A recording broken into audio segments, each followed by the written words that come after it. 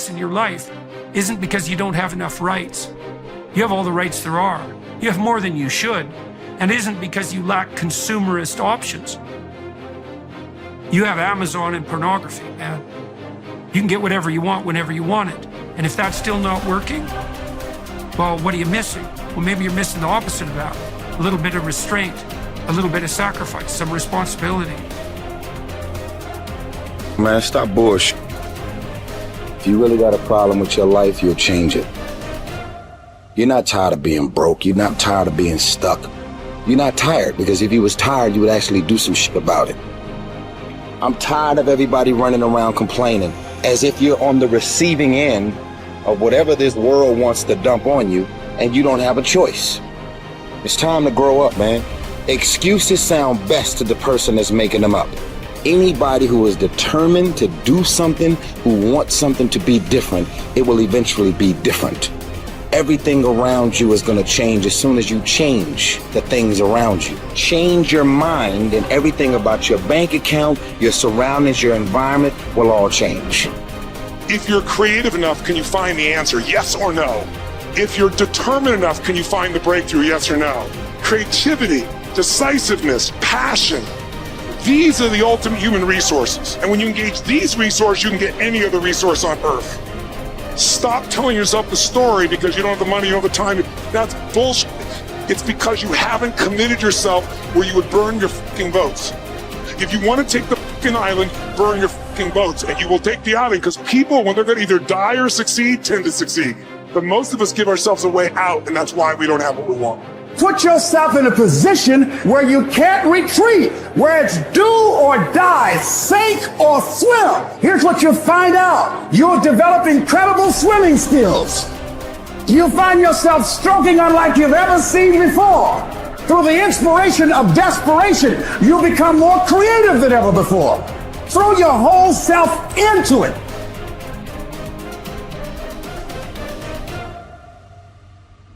I'm talking about grit. I'm talking about endurance.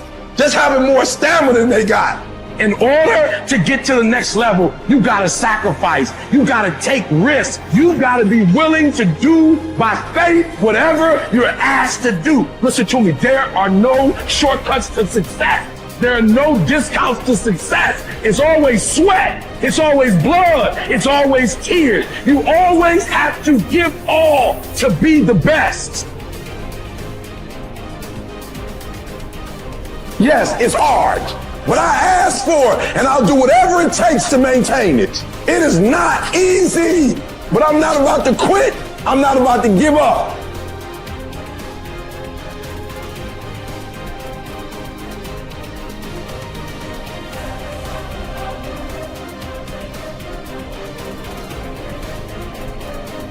If you've explicitly formulated a set of goals and you're pursuing them, then you've adopted the responsibility to act in a certain manner to make those goals realize themselves. That's responsibility that you've adopted rather than responsibility that's being imposed on you, assuming that you've thought through the goals and you find your spirit in harmony with those goals.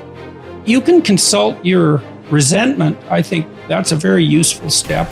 If you find yourself angry and bitter about the things that you are responsible for doing, then that's an indication that you might be operating under some unhealthy compulsion, that you're rebelling, and that's the reason for the resentment against the insistence that you act in a certain way. Although it's also possible that you're just immature and that you're rebelling against the discipline that's necessary to attain the goals that you genuinely do want to attain and that are valid and that you are actively engaged in constructing.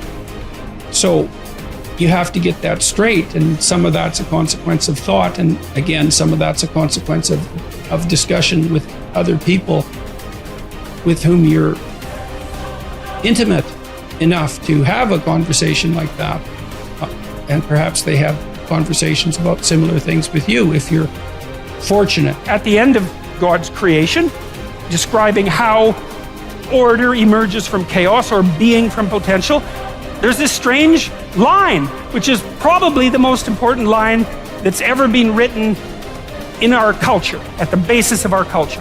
And that is that men and women are made in the image of God.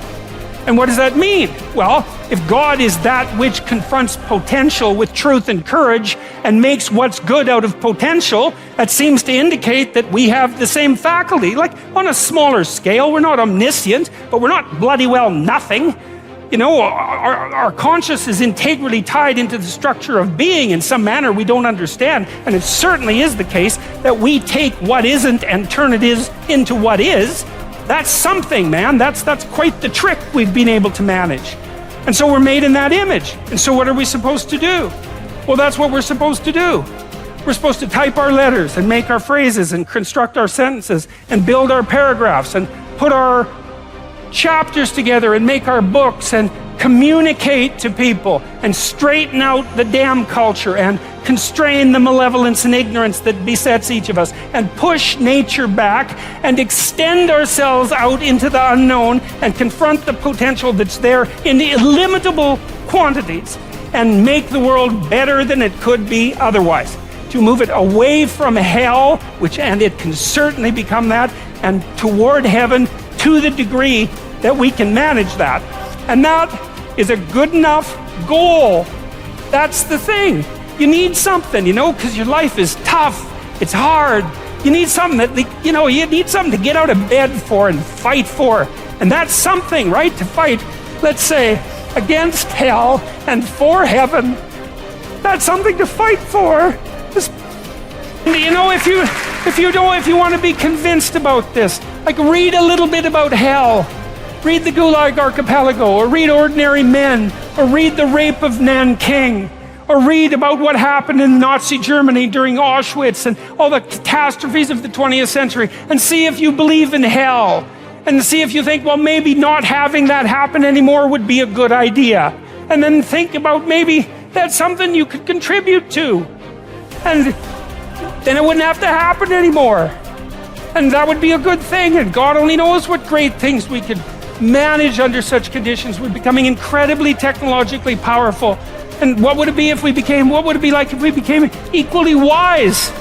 Well, that would really be something. God only knows what we could manage in the next 20 years or the next 100 years, you know? We're running at 40%, most of us, you know, because we're half in and half out.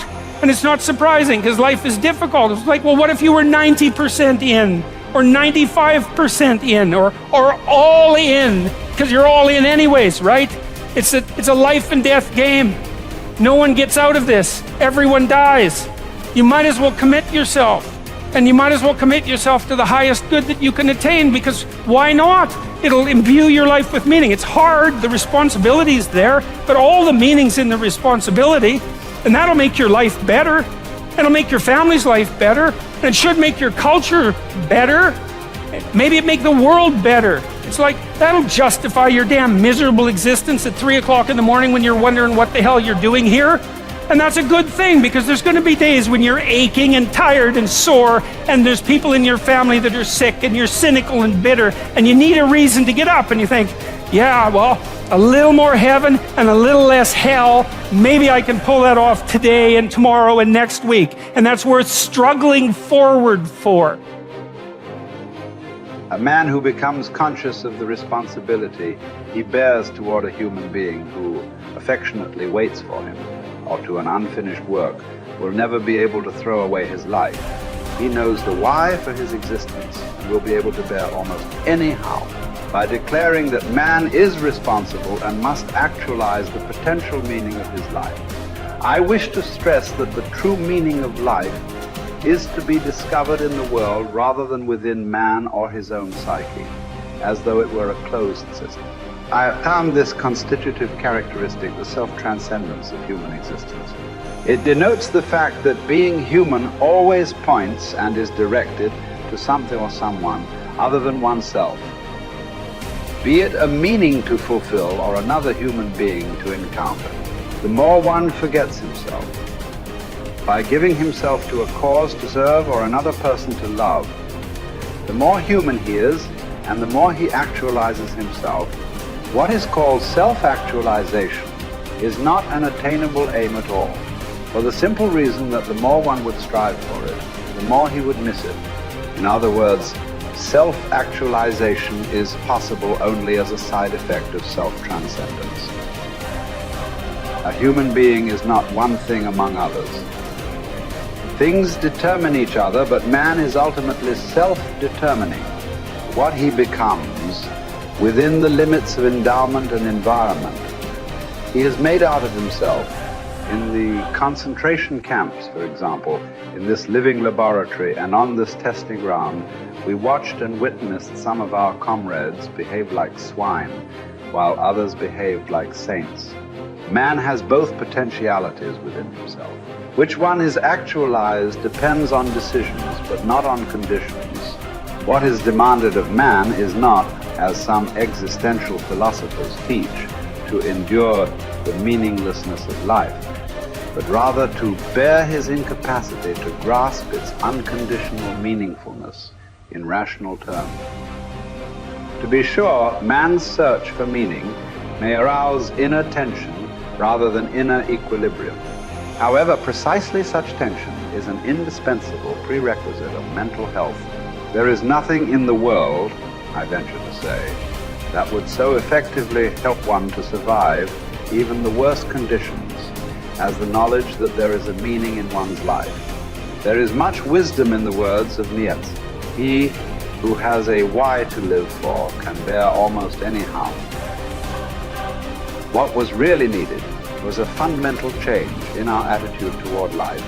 We had to learn ourselves, and furthermore, we had to teach the despairing men that it did not really matter what we expected from life, but rather what life expected from us. We needed to stop asking about the meaning of life, and instead to think of ourselves as those who were being questioned by life daily and hourly. Our answer must consist not in talk and meditation, but in right action and in right conduct.